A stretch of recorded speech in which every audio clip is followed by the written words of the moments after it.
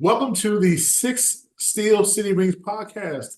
With me, I have senior staff writers, both Leanne Lohman and Bob Quinn. I am Ray Whiting. Guys, how you all doing? Good. How are Doing you? great. Well, I'm doing okay for an old man. Fortunately, again, I went to the doctor and I'm hobbling around on one foot, but this too shall pass. So, how was everybody's week? Good. Been an interesting one, that's for sure. Yeah. Just when you feel like there's going to be like no news, then you get a little bit of news, and that little bit of news is huge news because nothing else is going on. So, yeah, in the world of writing about the Steelers, it's been more exciting than at least I anticipated when I woke up on Monday morning. Mm-hmm. Yeah, absolutely. It seems like there's new quarterback news almost daily. The Right. Deontay Johnson trade, on again, off again.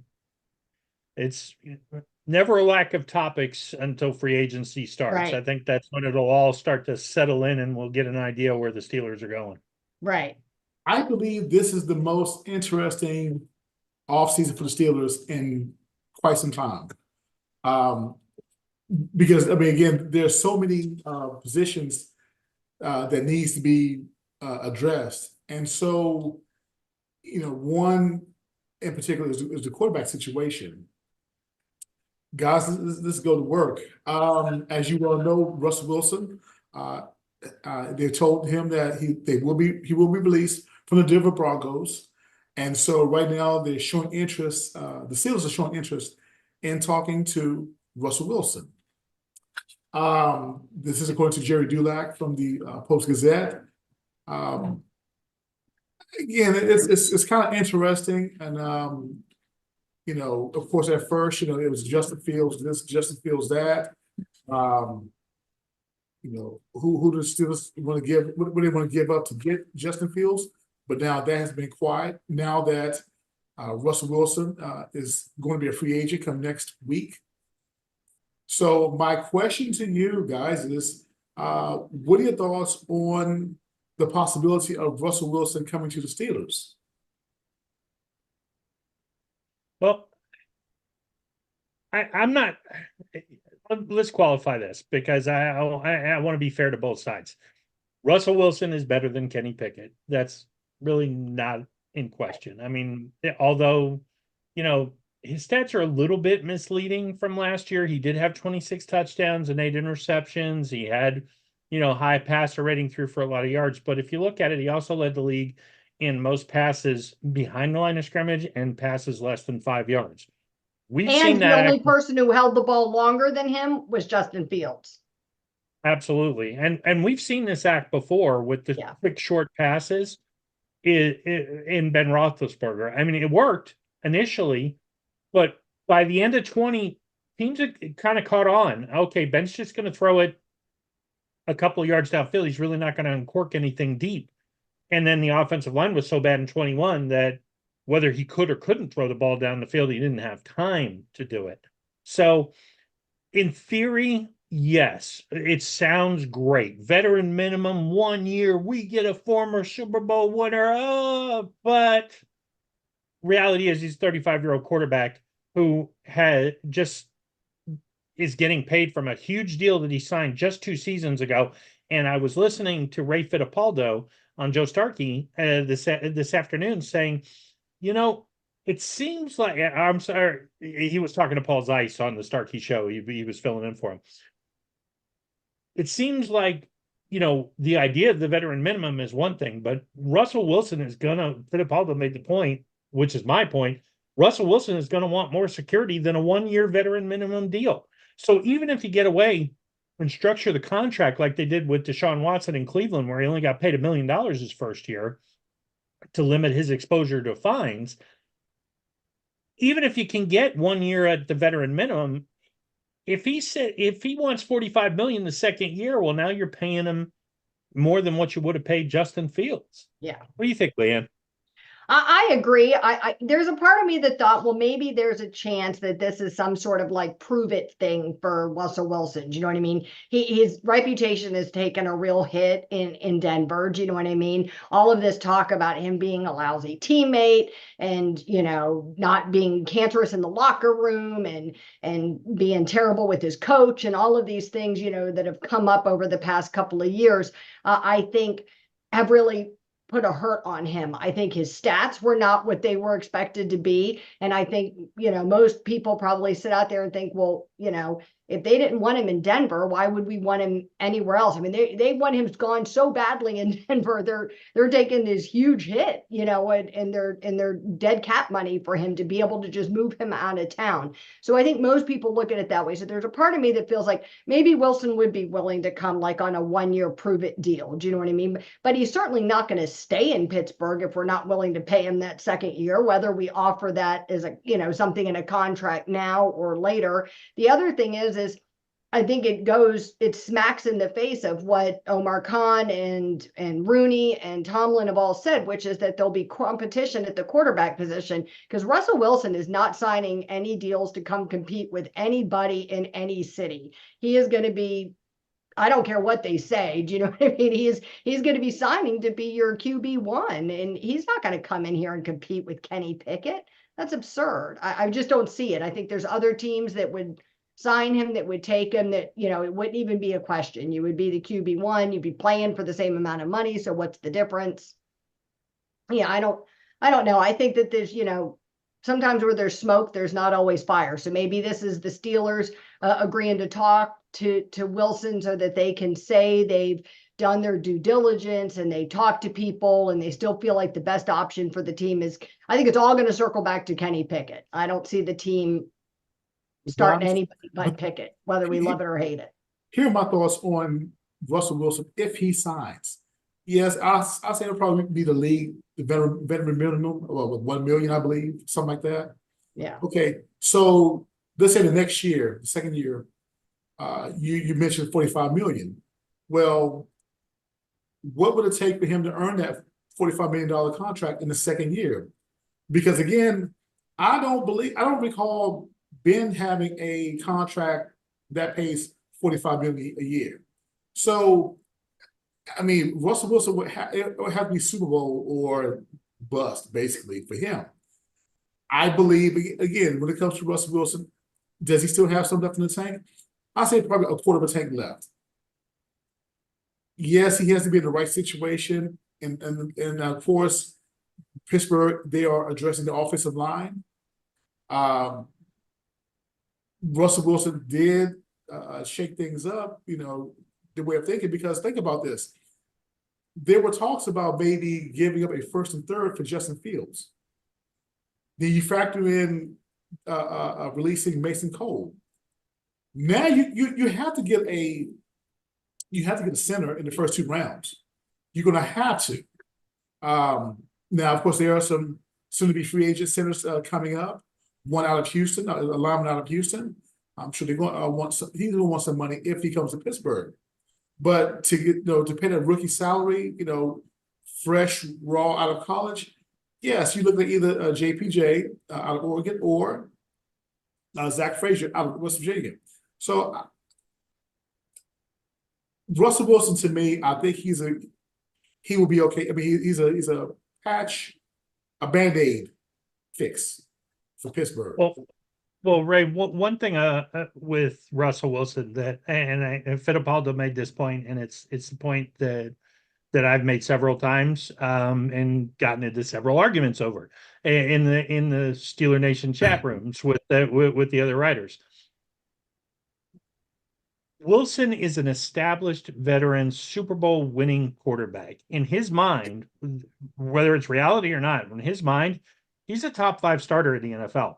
The Steelers didn't pay Ben $45 million because the contracts back then weren't that much. I mean, it's even 5-6 years ago, contracts are exploded. Dak Prescott is asking for $60 million reportedly. So $45 million, believe it or not, is a cheap under market deal at this point for a quarterback. Watching Florio yesterday talk with Chris Sims about Baker Mayfield. as they franchise tagged Antoine Winfield. They think that a wink deal is in place for Mayfield to come back to the Buccaneers as the quarterback, so they didn't have to franchise him. But Mayfield bet on himself and had a good year. Even if he signs a bargain deal as a starting quarterback for 2 or 3 years, he's going to get paid $35 to $40 million. So when you start to factor in, if Russell Wilson sees Baker Mayfield sign, let's say 3 years, $100 million, it gets the Daniel Jones treatment, which is good for him, but under market for starting value playoff quarterbacks, which he was. Then why would Wilson, who had the Broncos in a playoff mix, accept a 1-year veteran minimum deal with no security? I mean, there's reports that his wife, Ciara, doesn't want to live in Pittsburgh. I don't know how true that is, and I don't know if ultimately she would That brings decide her on way down in my stock. I can just say, deleting all her songs off my iPad now. Yeah, I heard it was on the Pony Show this afternoon. I guess she was saying that she wasn't crazy about moving to a small town or something like that. So, yeah, I don't know how true that is. I mean, Pittsburgh Yeah. is small for an NFL city, but there's a lot of tradition. I mean, She needs to try a even pierogi sandwich. Try pierogi or one of the sandwiches We, for we Flamin' don't we don't want her either. We don't want her Yeah. either. So she can go somewhere else. They can have yeah, her exactly. wherever. Enjoy Carolina or wherever they wind up. Yeah. Well, I don't think they'll go to Carolina with No, I'm Bryce just Young. kidding. I mean, Yeah. there's spots for him. It all sounds good in theory. It really does. I mean, I totally get what the argument is. I just don't see anything in Russell Wilson, past or present, that says I'll sign a 1-year veteran minimum deal. The guy has got an inflated head. He's gonna think he's He worth. definitely is an inflated head. And I'm not usually a waffler, but I've done like 4 articles over the past week about Russell Wilson on both sides of the argument. You know what I mean? Somebody says it's a terrible idea. Somebody says it's a great idea. And every time I do one, my opinion kind of, like the pendulum swings one direction or the other a little bit. I'm like, oh, this isn't such a terrible idea. And then I did one today. Mark Schlereth was like, called him like hot garbage. Do you know what I mean? He's like, I don't know what people think they see in him. He's like, but he ain't it anymore. And he talked about how bad he was. He said, you can quote his numbers at me all you want. He's like, but I'm telling you the truth. And he kind of implied that the group of people that are building Wilson up as this great, and comeback player are former quarterbacks who all support one another. He talked about Dan Orlovsky being like the chief one who's like leading the charge for him. And I'm like, that makes some sense.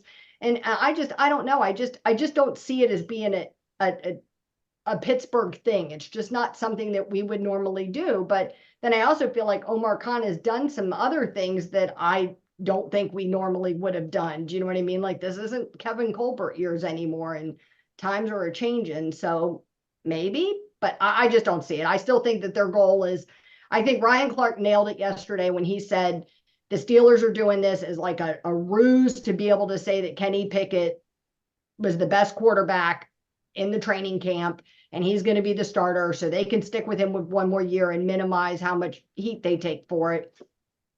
So I think all of that is, we talked to these players, look, we worked out these players, look, we brought somebody in to compete, whatever it is. Yeah, I believe. Yeah, Go ahead, Bob. I was going to say one of our writers at Steeler Nation, Matt Papernick, is a big, and I hope I said your last name right, Matt. It's the first time I took a shot at it.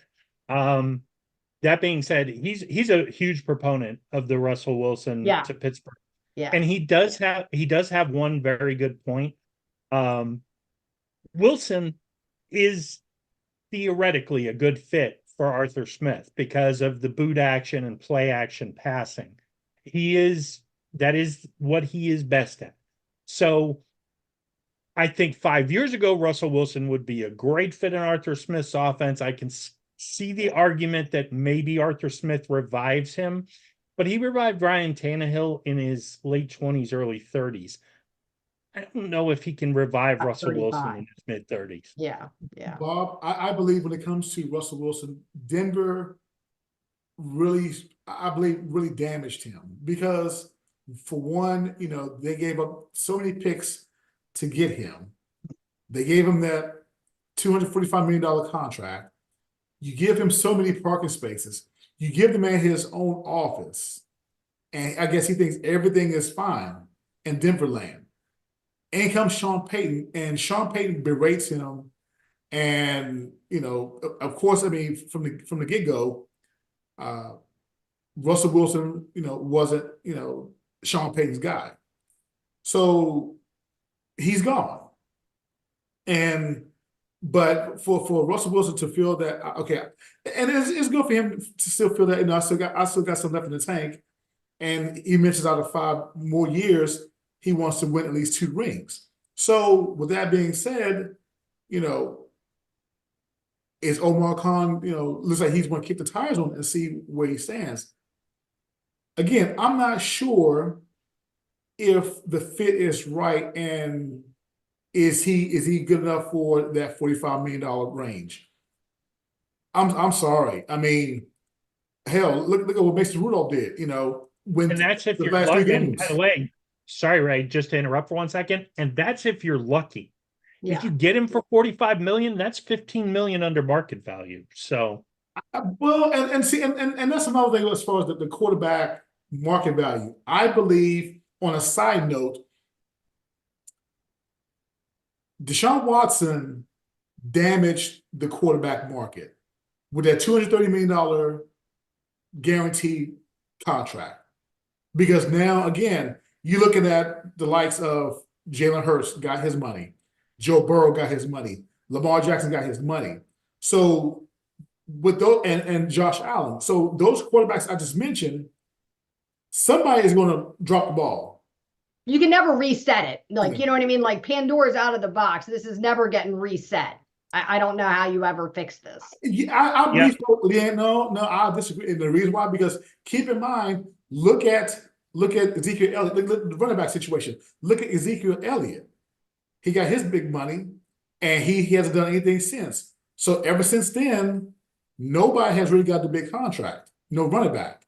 Now, well, But I think running backs are hard vastly different than quarterbacks. I mean, you're telling me that if Kenny Pickett came out this year and blew the top off of Pittsburgh and was phenomenal and went in to renegotiate his contract at some point, and he was out burrowing Joe Burrow, and the Steelers were like, we're not paying you. We're looking to reset the market. We're putting that on our back, and we're going to reset the market. Pickett wouldn't be like, see ya, some other team will take me for that. Do you know what I mean? Somebody else will always pay you know what I mean? If your quarterback is that good, that he's commanding that much money, somebody else will pay him if you won't.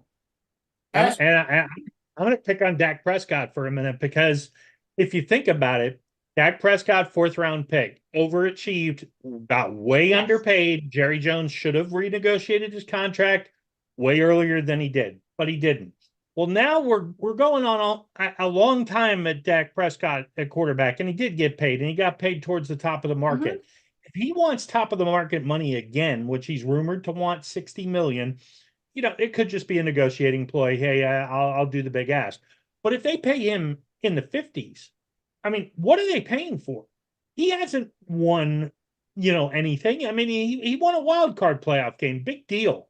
I mean, he's never been past the divisional round of the playoffs.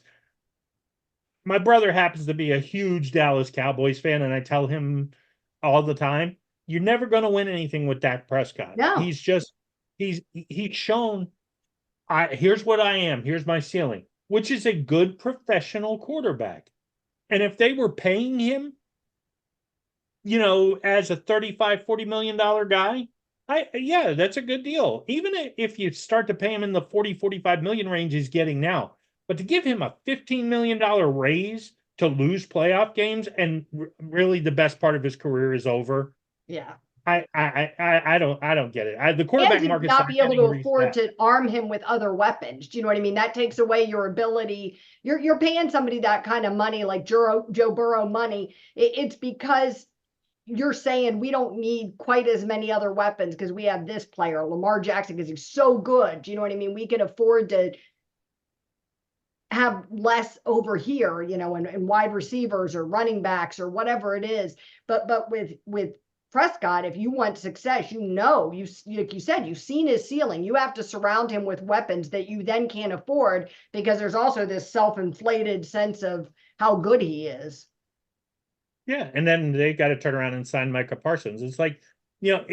the Steelers' best case scenario is, yes, Kenny Pickett works out because you get him for cheap for next year. But he's coming up where it'll be entering his. You got to make a decision on his 5th-year option. Are you going to renegotiate if he has a good year under Arthur Smith, and then do you kind of use the first 2 years against him? I mean, I could see the Steelers maybe if Pickett has a big year. I don't think Kenny's not going to get top of the market money, but they could be in a situation where they have to decide between an option and a franchise tag before they pay him, and maybe want to see it for 2 or 3 years. Bob, So yes, that I could believe work they out. will, But I believe they will pick him up. I believe they'll pick up the option. And let's go back to the days of Cordell Stewart. And how many years in a row that Cordell Stewart has had different OCs, and they still kept their head above water. And I believe in this case here, this will be the first full season without Matt Canada. And the question is, can Kenny Pickett operate and succeed under Arthur Smith? That's the big question. And if he doesn't, they can say, well, I got have a new offensive coordinator now. I got a new OC. I mean, how am I supposed to learn that, this quick and everything, So Would you I kind of say compare it to Kenny Pickett? Cordell Stewart. Would you say Kenny Pickett improved from his rookie season to a second season? Good question. I believe he did. I would say emphatically no. Do you think he got there worse, were- or do you think he stayed the same? I would say stayed the same. I don't think Yeah, he regressed that's what as much as we think he regressed. Yeah. I also don't think I think whatever film study he did from his rookie year to his second year, and we didn't see this in the preseason last year, but whatever film study he did, it caused his eyes, and I think this is part of where coaching really came in. Hey, Kenny, look what's open. Hey, Kenny, look what's open. And they got him looking so much towards the sidelines that it just kind of stagnated, where he Yeah. had better weapons in the middle of the field. Pickens was a better route runner in his second year, and there were times in the middle, and he virtually ignored Pat, although Pat was hurt for several games. This year, I mean, he could easily take a leap forward with different eyes in the film room saying, hey, that guy's open. Hey, Kenny, that's not the guy who's open. Look at the guy in the middle. Yeah. And they can help train and adjust his eyes. I think strides can be made. If you believe Aditi Kinkabwala from yesterday on the PM team with Pony and Mueller, she reported that 4 Steelers new coaches at the NFL Combine were taking it personal, that New they were coaches. upset about New the Kenny coaches. Pickett hang. Not the old Yes. coaches, new coaches that haven't worked with them, that weren't there. Yeah. I think I think he can be a good. He's not going to be a Pro Bowler, No. but I think he can be a good professional quarterback. It's just a lot is going to depend on how much Smith adjusts and gets him to change his vision. I don't think Kenny doesn't see open receivers. I think he doesn't look where the open receivers are, because he doesn't expect, at least he didn't with Canada. He didn't expect those routes to be open. So there was no need to look at them. You look, the game without Canada and Cincinnati, he threw the ball over the middle of the field. He had a very good game, threw for 300 yards. Yeah, they only scored 16 points, but the offense was way better. The first, until he got hurt in Arizona, Kenny, I mean, he had a couple nice throws down the field. It looked like there was some juice there. So I don't know how much difference Kenny would have done in the new offense. I mean, he would have been 100 times better than Mitch, but maybe all the stuff Mason did, Kenny would have done over that time. I think it's fair. And to me, what happened with Kenny that I found the most frustrating was that he developed this scrambling habit that was something he didn't have in college. Do you know what I mean? I don't know if it was like he got hit really hard as a rookie and he was like, oh, wow, this is not Pitt anymore. Do you know what I mean? These guys mean business. or what, but to me, or if it was that he didn't totally trust his offensive line, but he actually would put the line in bad positions, you know what I mean? Like play after play after play. And I think it made the Amen. offensive line Amen right look there. worse than they Amen. did. And I don't, that's something that, can Arthur Smith fix that? Can you, if that's fear, can you undo that? How do you undo that? Staying on the quarterback situation, as you all know, Mitch Trubisky re-signed with Buffalo. Bye. Good. See ya. Staying I on can't believe they Thank took God him it back. eliminates the possibility of them bringing him back on a cheaper deal. Thank Yes, God. yes. Staying on Kenny Pickett, the Steelers coaches, they're upset over Kenny Pickett, the hate at the combine. Yeah, Guys, I mean, according to Aditi, they're taking it personal, and Leanne Yeah. brought up a great point. Haven't worked with him yet. That being said, it's a double-edged sword, and I wrote about this yesterday. It's a double-edged sword. It's great that they believe in Kenny Pickett. It's great that they want to adjust his skill set and that they think they can. I also think that it could really play against the Steelers, and Mike Tomlin might be driving this, that, hey, I want a coordinator who believes in Kenny Pickett. If the coaching staff is slow to look at Pickett because they're so determined to make something out of him and to pull the trigger, you could be 5 games into the season and looking up at the rest of the division, and now it's too late to make the change. Yeah. It could be in training camp. If Mason Rudolph is the guy he looked like at the end of the last season, then there's no question he's been the best quarterback in camp for the last 2 years. I personally don't believe it. Written many articles not believing in Mason Rudolph. But that being said, I'm not on the practice field every day. I'm not looking at what the coaches are looking at. How could you watch Mason Rudolph, even in limited action, play and think, oh, well, Kenny Pickett's still our best option? Unless it's a matter of they changed the coordinator, Rudolph looked good without Canada, and Kenny didn't really get the chance to look good without Canada. You got to hope it's something like that, right? Because otherwise they think that says some not great things about the organization. Do you know what I mean? That I certainly don't want to think. Everybody knows I'm a Tomlin fan, so I don't want to think that, we're lifting up the rug and sweeping things under there just to jam Kenny Pickett into a round hole because we think we should. You know what I mean? I don't want that, but it is very much what I worry about with this upcoming season, that we are so stuck in this pattern of giving him these chances that we're going to let the season get away from us. Do you know what I mean? Waste Cam Hayward, one of his last seasons, if not his last. TJ Watt's getting older. Waste these seasons on him when he continues to underperform. Do you know what I mean? Like what Ryan Clark said about them just blindly putting him in regardless of what happens is like the worst case scenario for me. And in fairness to Tomlin, I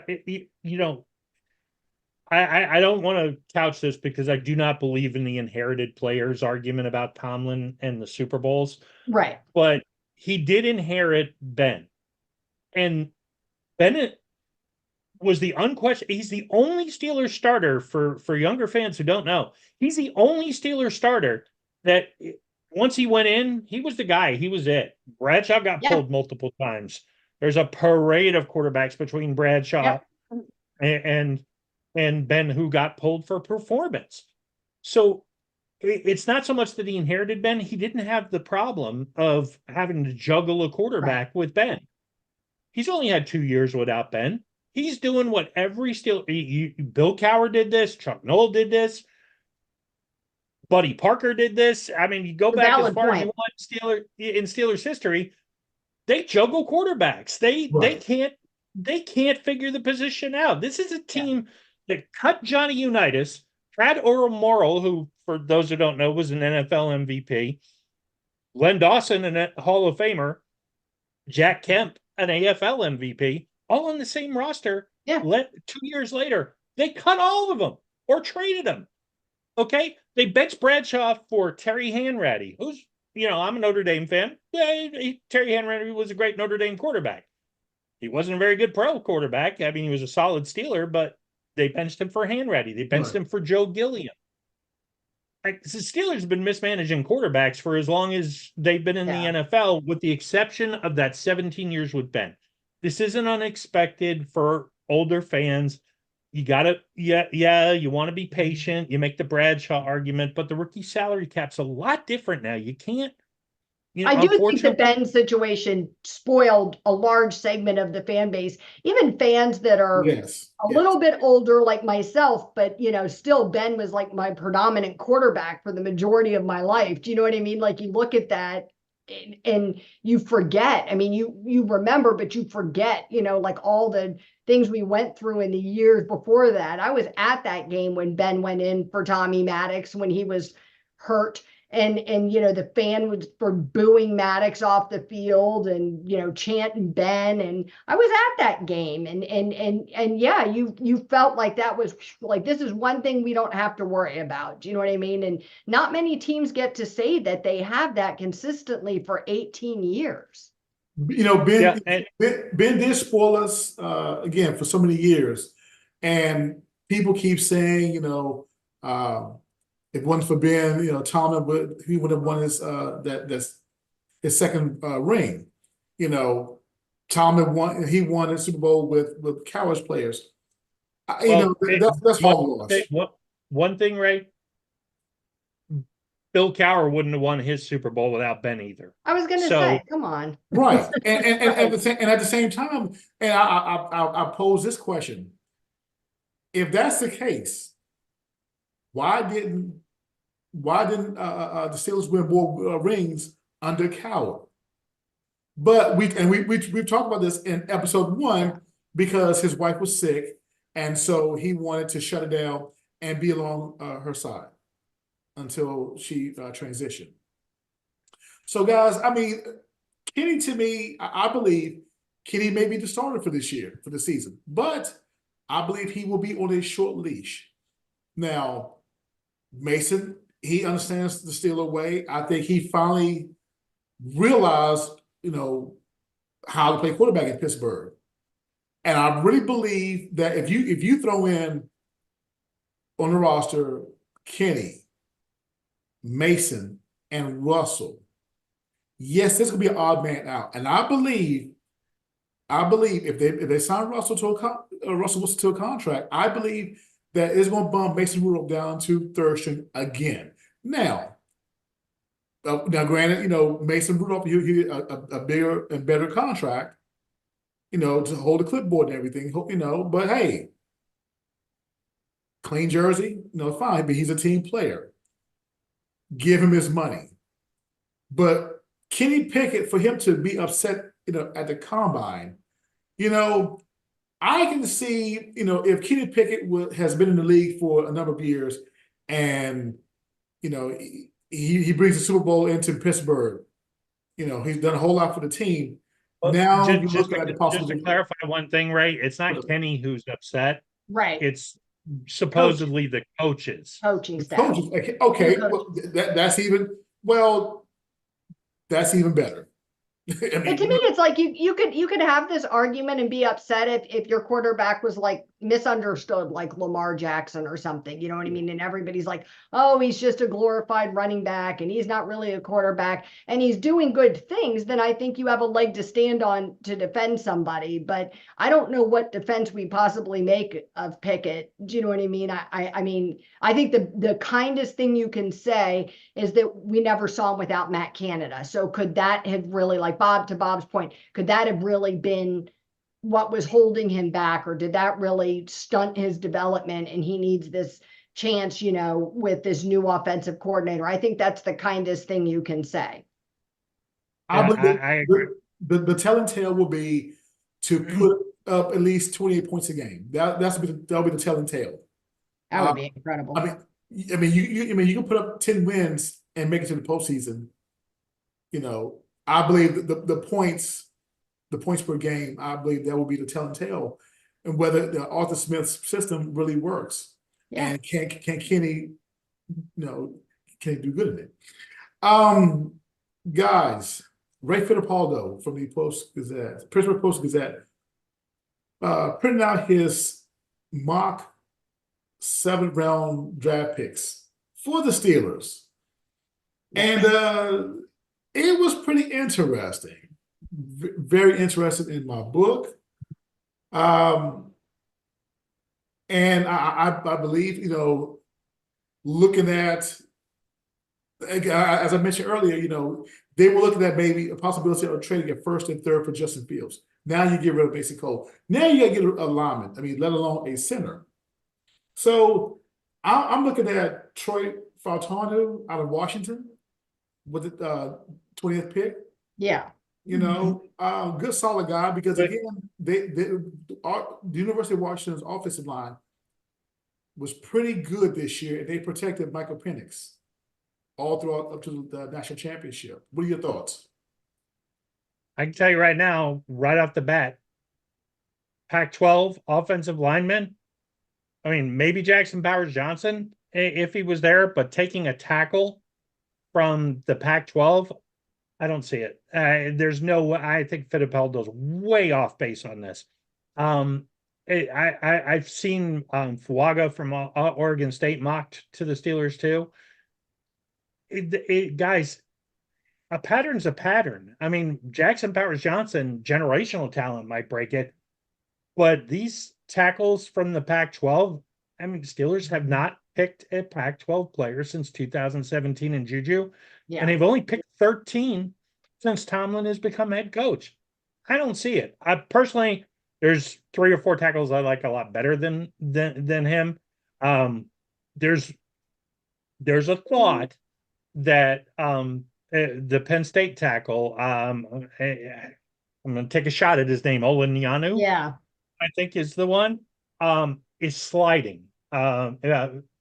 If he falls into the low teens, 13, 14, I mean, they're thinking, right. I mean, he was pretty solidly the second tackle behind Joe Alt, and I think he still will be second tackle off the board, but the second tackle is backing up. If the Steelers can trade up and get him in where they got Broderick Jones last year, in that 14-15 range, that could be a home run pick because that guy is a phenomenal talent. Ben? I agree. I don't know. What do you think about him, Leanne? I agree. When I read through this mock draft, I don't know. Like, I mean, yeah, I guess like on paper it sounds really good, but I think he's got some players hanging around a lot longer than I think that they're going to hang around. And I immediately balked at taking anybody out of Washington. I just don't think they're going to pick somebody from Washington. I agree with you. I just don't see it happening. I think just because we think it sounds good or a player looks like he's a good fit, I think it rubs up against what the Steelers tend to do, and that's not where they put their energy and time. Do you know what I mean? I just don't see it happening. You know, looking at this guy, You right? should be happy with the second round pick, though, Ray. I will tell you that. The second round pick, do you really think that kid will be there for the second round? I don't think he's going to be there at 15. I believe he will. I believe he will. And so, from your lips to God's ears, then, Ray, because I would love to have him, but I don't see him being there. Yes, I'm showing preference because, you know, again, I'm a Mountaineer dad. So. Right. I mean, it would be awesome to get him with that pick, but I don't see him getting past Green Bay. But if if JPJ is still there, would you take him in the second round, or would you take him in the first? JPJ? Yeah, that's a no-brainer. You sprint. That's a no-brainer. Yeah, but yeah. He's not At 50, there. At 51, there's no way he's going to be there. But if he breaks his leg, the Steelers should still do it. Yes, 100%. You know, I was kind of surprised to see Ray's picks, and you know, Amarius Mims out of Georgia. I think he has a hamstring injury. Yes. So he didn't do as well in the combine. I think he shut it down, and so I think the Steelers are waiting for Georgia's pro day to see what he can do. So I believe that he's going to be on the back burner. You know, just not too far back, but on the back burner to see how he fares out in the pro day. Well, I think it's a real red flag. He hurt himself at the combine, especially having missed significant time with injury. This season, there's a lot of good things about Mims. Scouts love him, prognosticators, everybody loves what he's able to do, but greatest ability is availability. And if you just can't spend a first round pick. I mean, in fairness to Ray Fittapaldo, maybe that's why he's got a Pac-12 guy slotted in here, because there's some real concern now about Mims. Now, if you could get him at the end of the first round, or the early second round, then those concerns kind of go away, Yeah. at least for me. It justifies But the risk. yeah, Yeah. And I think right now, the second and third picks, for any franchise, I think they're the most important picks. And Zach Frazier, to me, in the second round, pick number 51. Hey, that's a key spot, right? Key draft pick right there in my book. Um, well, my only concern is I mean, are the guards. Will they be able to hold up? I don't think guard is. I mean, James Daniels is not ideal. If you listen to Brian Baldinger, I think he's played pretty well during his time with the Steelers. There's Baldinger insists he's the best. His best position is center, so they could do something like that, but I don't think they will. I hope not. Yeah, it is possible. I mean, if they could solve the center problem just by moving Daniels and signing a free agent guard, I could see that. But there's some intriguing names, out there for center. If they want to go and just build up corners and receivers and tackles, all the positions that I hate to even say their name, that Pro Right. Football Focus Right. says are value positions, the analytics guys. I mean, there are some guys. I mean, Connor Williams is a name that's kind of been floating out there for the Steelers. I like Andre James from the Raiders. I can't believe they didn't let Resign him him, get I the know. free agency. I did And then something on Cushenberry this morning. He got PFF named him as the top free agent that the Steelers should be looking to sign. So, I mean, he's a potential Yeah, and I did possibility something for on Mitch agency. Morse. Yeah, Yeah. I did something on Mitch Morse with Buffalo releasing him, which 30-ish-year-old center, Yeah. but I kind of I started thinking about it, and I listened to Aditi's argument where she didn't specify Morse, but some veteran leadership on the offensive line could go a Yeah. long way. And Yeah. pairing a veteran center who was a Pro Bowler 2 years ago with Kenny might help him adapt to the new offense. It's a lot to ask of a rookie to come in and lead the offensive line, which the center in Pittsburgh is the leader. I Yes. mean, in most offensive lines is the leader. To ask them to learn a new offense, learn how to play in the NFL might be a little bit too much. So I can see the argument for maybe addressing center now. They're going to get crushed. They passed on Tyler Linderbaum. They passed on Creed Humphrey. They're going to get crushed if they pass on the top three centers here. But it may be the best thing for the offense. They may just have to put up with it. And I also think that if they draft this lineman, Troy Fautanu out of Washington, say bye-bye to Dan Moore Jr. Say bye-bye to him. Because they want to move Broderick Jones to left tackle and protect that blind side. I don't They think think this guy out of Washington can play on both sides. I mean, so I think that, that's a possibility. But I think we need to get Broderick Jones where he's supposed to be. However that looks, bringing somebody in for the other side, whether it's free agency or the draft. And Dan Moore is in the last year of his rookie deal in 2024. There's no way I mean, if he plays bad in training camp, yes, he could get cut, but I don't see any way they release him as at least an emergency insurance policy if Broderick Jones struggles. There's some interesting names for free agent tackles though too.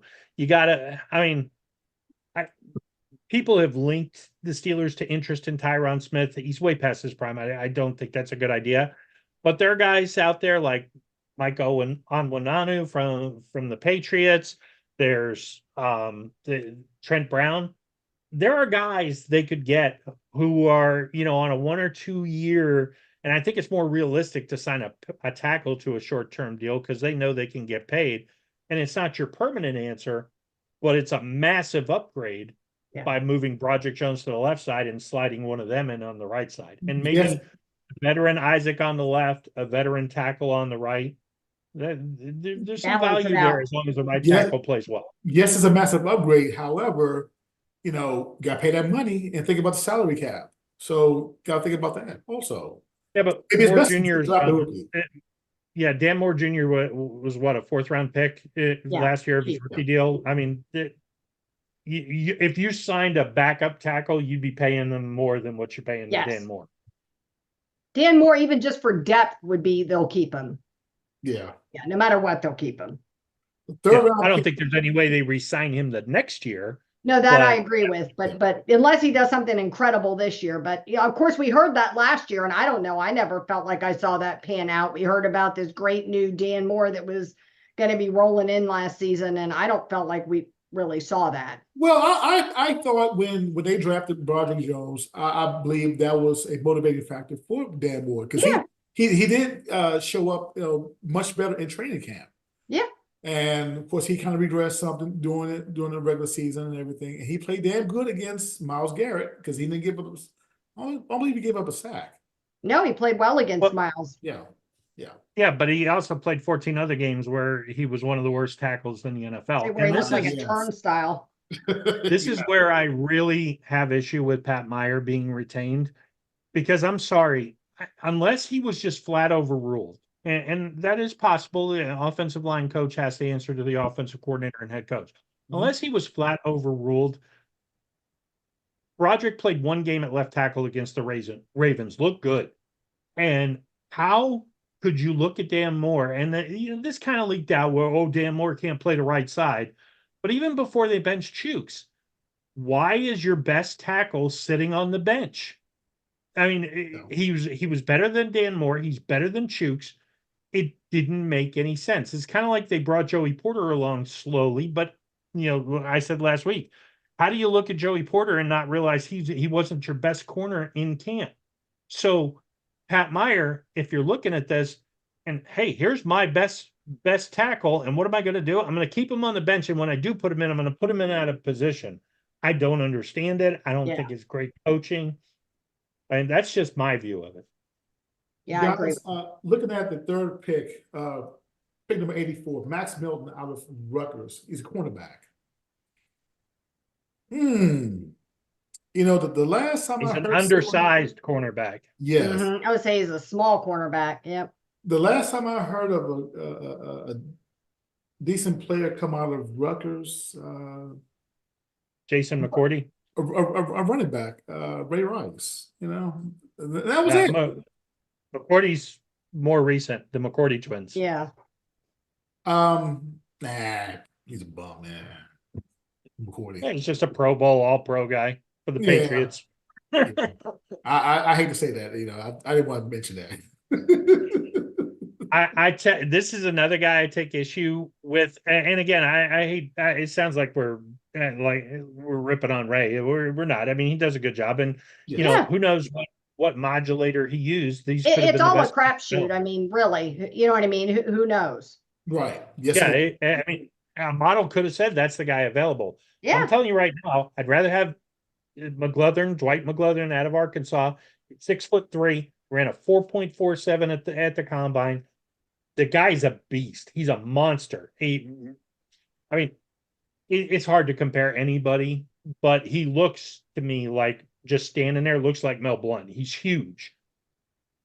Having a guy like that next to Joey Porter, I could really get excited if we wait till the 3rd or 4th round for somebody like that. But picking an undersized corner who's fast, but I mean, essentially you're saying, hey, we're drafting our nickel corner in the 4th round. We need a second corner, not a nickel corner. Now, Corey Trice, the rookie who blew his knee out in preseason last year, he's not a small cornerback, so he has a pretty good size. So I believe they have that, you know. And I think, you know, to look at Max Milton as a possible 3rd round pick, I kind of see it in a way, but again, depending on how Corey Trice fares out. Yeah, I don't disagree with the position in the 3rd round. I just disagree. And you know, part of that, you know, Ray could be putting a high premium on him running a sub 4.40. Yeah. Mhm. Luke McCaffrey, wide receiver out of Rice, pick number 119. Christian's brother. Yeah. What do you think? Yeah. Look, he's not like if anybody's out there thinking he's Christian McCaffrey, he's not. Right. You know what I mean? But I do find like the bloodline intriguing. When I first read this, I was like, oh, round 4 is a reach for him. I thought he was more of like a 5th round guy, maybe, you know what I mean? So my first thought was that round 4 was a reach for him. And then I wondered if there were teams out there that were going to roll the dice on him and maybe like the 3rd round and you know, early and think, you know what, I'm going to take a chance on this bloodline. You know, his brother's exceptional. So I don't know. I find that interesting. I don't hate it. I don't know that I Yeah. see it happening, but I don't hate it. And the Steelers don't have a 5th round pick, so and Right. I've seen him mostly go in the 5th, although That's what I was thinking. Yeah. he has risen, maybe because they only have the 2 4th round picks. 2 4th You rounds. take a shot at a guy on need versus best player. Yeah. As you mentioned, there are no 5th round picks for them, 2 4ths back to 2 back. 4ths. Jordan McGee, inside linebacker out of Temple.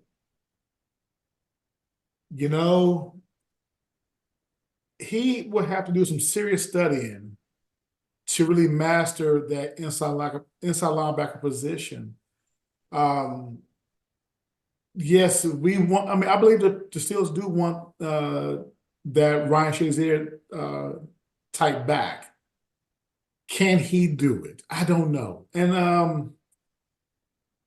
I don't think he's a Shazier type Mm-mm. influence in the inside linebacker position. He's good. He's a solid player. Mhm. I think there's more value later in the draft. If you're going to go inside linebacker, to me, you either go get the big ones, Jeremiah Trotter Jr., Peyton Wilson, the kid from Michigan who I can't remember his name right this second. Guys like that in the 2nd, 3rd round, or if you're going to go mid round, McGee he's a good player. He's highly productive. Yeah. But I think you could get Hopper from Missouri in the 6th and maybe go Jordan Travis here because he is on the board most of the time in the 4th round, you know, as your developmental quarterback. I mean, he wouldn't be expected because he was injured to come in and really push Kenny. So you could go with Mason and have him as a developmental quarterback. But once he's fully healthy, Travis, not unlike Hendon Hooker last year, who was kind of insurance for, you know, just in case Jared Goff took a step back, that now Detroit has him, you know, kind of waiting in the wings. I think somebody like Jordan Travis could be a better fit here. Leanne, something just popped in my head just now, and it's just a little guy on my shoulder. He just whispered something in my ear. He said, Ray, if the Steelers draft Luke McCaffrey, I think they're going to trade Deontay Johnson for a 5th round pick. No way. Yes, they do want to trade Deontay I think they Johnson. do want to trade him, but much higher than 5th round. Yeah, maybe something and a 5th. I believe that's going to happen. You just now write that down in pencil, not pen. Okay. But Put it on my draft calendar. Yeah. I forget who reported it yesterday. Or it might have been one on the shows they were talking about it. That they're not going to give Deontay Johnson away. It's not a fire sale. It's not an AB. We'll take what we can get kind of deal. It's hey, you make us a good offer, we'll listen. Actually, it sounded to me like it was more like Johnson that's kind of researching it than it's that the Steelers are pushing it. And so I agree with you. I think if that's the case, I don't think they're going to do any legwork. I think if you come to them with something and it tickles their fancy, then they would consider it. But otherwise, I think they're perfectly fine keeping them. I think it's another, you know, I think that would be another big blow if you're really trying to bring Kenny Pickett along. Do you know what I mean? With all of this new offensive coaching staff, to then also have to have him have a new wide receiver like that. I think that's think that's another big ask. And, he's already going to have to acclimate to a new center. And so I think that's a big ask. I don't think they're interested in getting rid of Johnson unless something good falls in their lap. But Leanne, but here's the thing. But Deontay, I think whichever way the wind blows, that's what he's going with. Because remember, he spoke highly of Mitch Trubisky. Mitch is his guy. Then he doesn't like Kenny. And remember now, last year in the offseason, Kenny and Deontay was down in Florida working out together. Yeah. Working on routes. And then he switches to Mason Rudolph. Add that to the play in the Bengals game where the fumble, and he's walking back. I mean, he didn't put any effort. I'm somewhat led to believe now that I think the Steelers, they are pretty much done with him. If they can get something out of him, I believe they will pull the trigger and do it. I'm thinking 5th round pick. They'll absolutely trade him for the right price. I mean, he's going into the last year of his contract, but the right price is not a 5th rounder for Deontay. I mean, Deontay is such a hard guy to. You want to like him. I mean, there's a lot of things early in his career. He had the problem with the drops, and it's haunted him. If you really look at it since his rookie year, he hasn't had a huge problem with drops. His drops are timely when they do happen. When he's wide open heading for a touchdown and he drops the ball. But there's good things and there's bad things. ESPN calls him the best route runner in football. He quits on a play in Cincinnati. He holds in. He allegedly gets in a fight with Mitch at halftime of a football game. I don't like Kenny. I like Mason. I mean, he's all over the place. I just can't see the Steelers signing him again next year. But if all you come to them with is, hey, here's a 5th round draft pick to pair him up with a quarterback who's going to take advantage of his skill set, nope. Pay him the $18 million, let him play out his final year. Yeah, agreed. God bless him. Go get $100 million in free agency. Yeah, agreed. I like the 6th round pick, Tyke Smith, safety out of Georgia, pick number 196. I like that. And again, right now, Georgia to me is the current NFL factory right now. Just about any position you could think of, it's a good pick. I saw where I saw an article where they said Pittsburgh missed out on signing Jonnu Smith because he signed a 2-year deal with the Dolphins.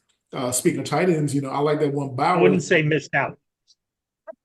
Just let it walk on by. Yeah. And again, I'm talking about speaking highly of Georgia right now. I think about that tight end Bowers. To me, I believe the way he plays right now, I think he's going to surpass Hall of Famer Shannon Sharp. I believe he's going to surpass Travis Kelce. The way he plays right now, I mean, just that Georgia bloodline right now, it is awesome. So, but to look at Tyke Smith alongside with Minka, again, I believe that will really, I think those two, they can really prevent from having the deep ball thrown that way to them. And I like that. You all jump in. The problem I have with Smith, and if you get him in later in the draft, it's you're kind of taking a flyer. Yeah. But this is a special teams guy. I mean, he's not a strong safety. He's not a hitter. I think there's a better chance Corey Trice could make the transition to being a Kyle Hamilton type big safety who could be a hitter, and he's a lot faster than Hamilton. So he could translate very well. There's so many good safeties in free agency, especially after yesterday. I mean, it was just every time you thought, well, Jordan Poyer's available, all pro. Well, here comes another one, and here comes another. I mean, Tre'Davious White, Buffalo, they released him. They're going to release him. So it's another defensive back, Well, I'm talking specifically about safety. I mean, right, yeah, Yeah. yeah. White's had a ton of injuries. Yeah. I mean, if they could get him cheap, sure, take a shot. But I I don't know don't that. hate Smith, but I don't think he's coming in as DeMonte Casey's like replacement or something. Do you know what I mean? When he finishes out his contract next year, I just don't. And yeah, absolutely. And you can make the argument Casey is playing out of position because he's not a Yeah, true strong safety no, either. he's not. They need what Palomalu needed Ryan Clark. Yeah, Minka, to truly take advantage of his talent, needs a strong safety, needs a guy Yeah. who will go down in the box and make tackles. That's what you need from your strong safety. And yes, he's got to be good in zone coverage. You can't just be toast. right. But at the same time, you got to free Minka up. Minka plays the same position, and I'd rather have Minka running around in the middle, especially as he's getting older. This is if Minka keeps acting like a strong safety, he's going to really shorten his career. I agree. I think that's valid. And the last pick, Hunter, Tory Taylor. I don't know. I saw that this guy won the Ray Guy Award, and I have PTSD because so did Presley Harvin. So Yes. that's as far as I got. I was like, I don't care how good he was at Iowa. I think that award is cursed. I think it's fitting to draft a punter in the 7th round. Yes. Yeah, he's good. I mean, the kid's good. It's an automatic fail for me on this draft. You draft a punter. Yeah. I don't care what you could have picked 6 Hall of Famers. I don't care. I mean, you don't pick a punter in the 7th round. Yeah. If you're the Kansas City Chiefs roster, okay, maybe. But the Steelers have real holes. I mean, they're serious needs. Yeah. They got Spencer Anderson in the 7th round last year. He could end up starting at tackle this year. Mm-hmm. Yes. You know, let's go take a flyer on a guy who might actually contribute. A punter is important, but I mean, what are we doing here, guys? I mean, and if we're under the belief somehow that the Steelers roster is complete, it's not. It's far from. Yes. Yes. Yeah, you need depth. I think we have good starters. We have no depth. Anybody gets hurt, it's a problem. Agreed. Yes. Guys, moving to our next segment, the passing of Andy Russell, former Steeler great. I believe he was 82 years old, and he transitioned. It is sad, again, especially when one of the former Steeler greats, who helped brought in 4 Super Bowls. 2. Well, He I mean, retired in 76. well, total of 4 in the 70s is what I'm saying. I'm sorry. Yeah. When I think of Andy Russell, I think of the likes of Mike Webster, Franco Harris, that era of the 70s that really helped cement their legacy in the NFL. To me, Andy Russell was an unsung hero.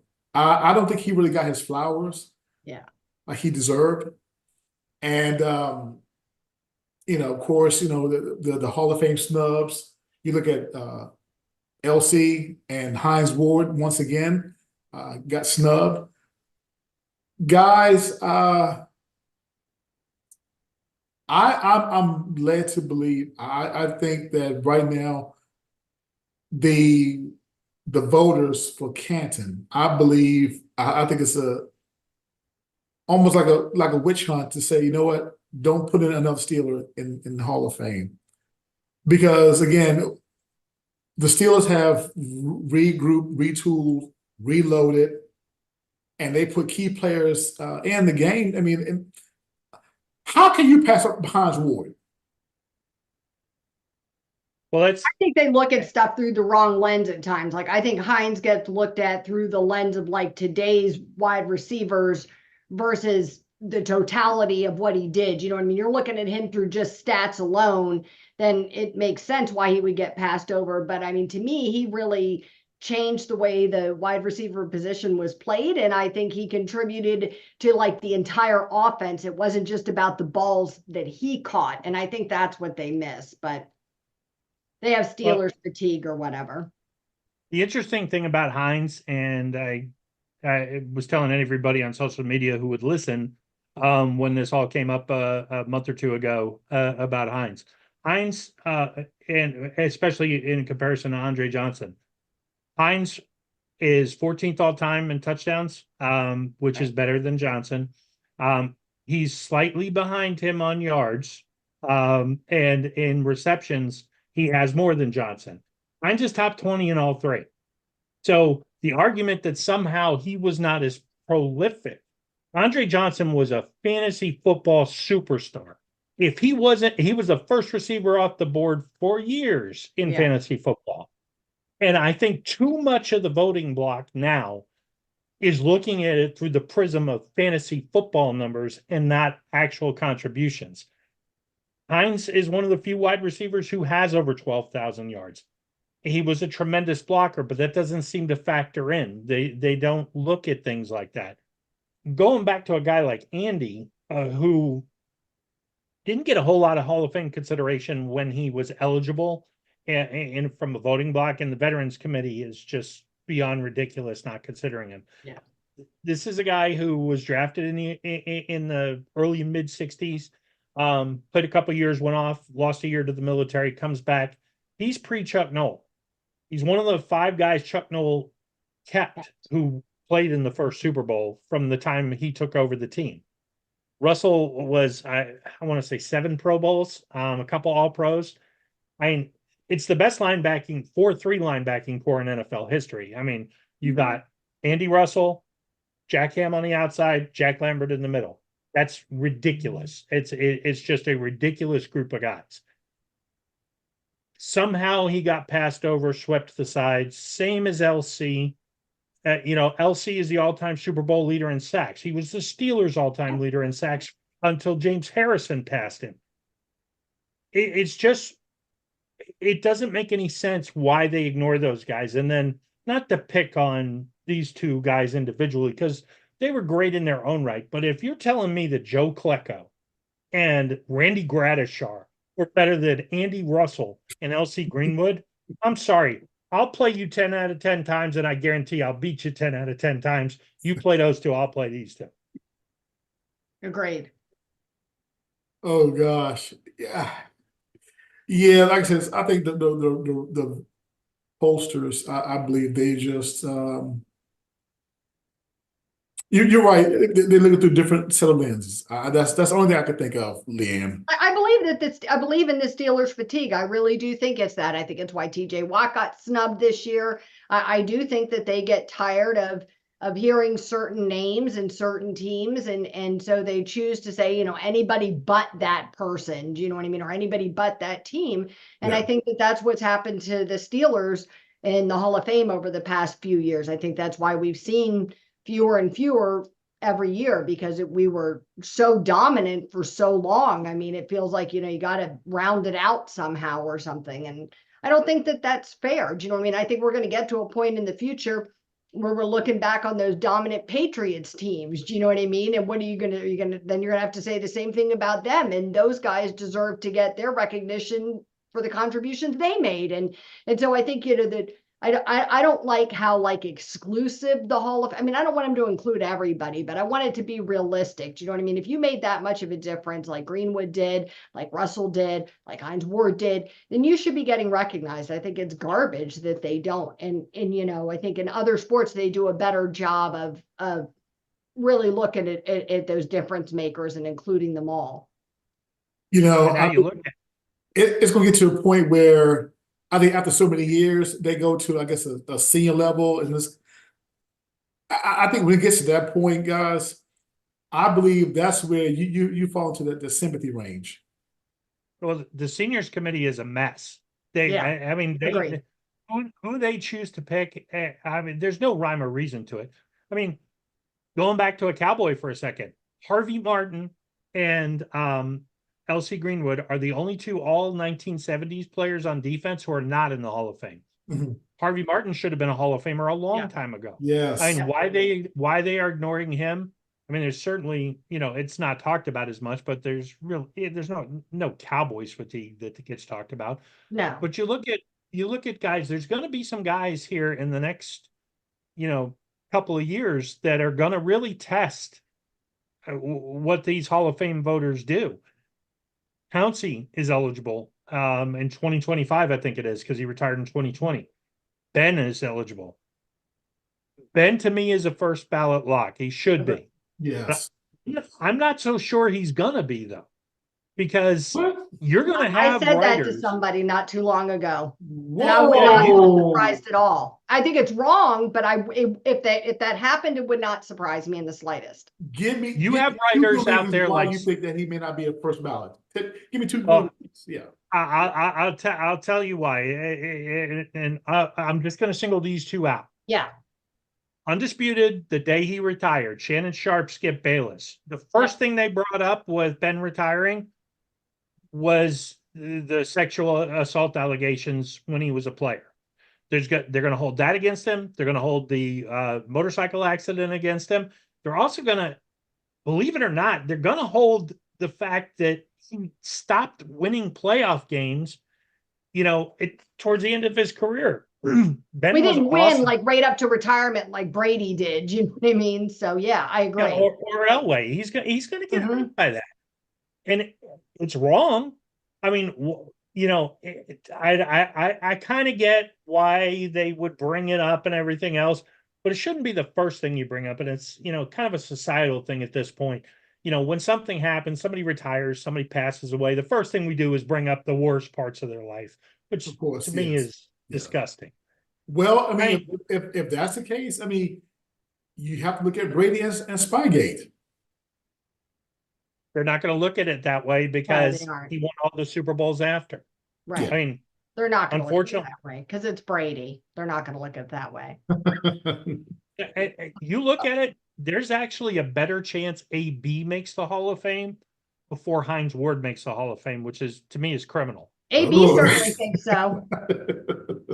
AB certainly thinks so. He just made the case for that on a podcast about how Hines Ward can't even hold his jock strap and compared their stats and how he played less time and outperformed Hines. But again, I think you're failing to look at the totality of the impact that Hines had every time he was on the field and how you could count on him for different things. You know what I mean? Trick plays, you could count on him to block. You could count him in for all kinds of things that AB wasn't doing. It doesn't take away from how good AB was when he played.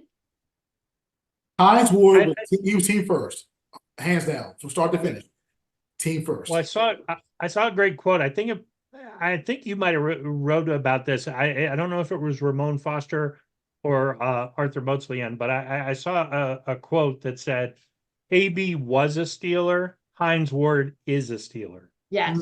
Yeah.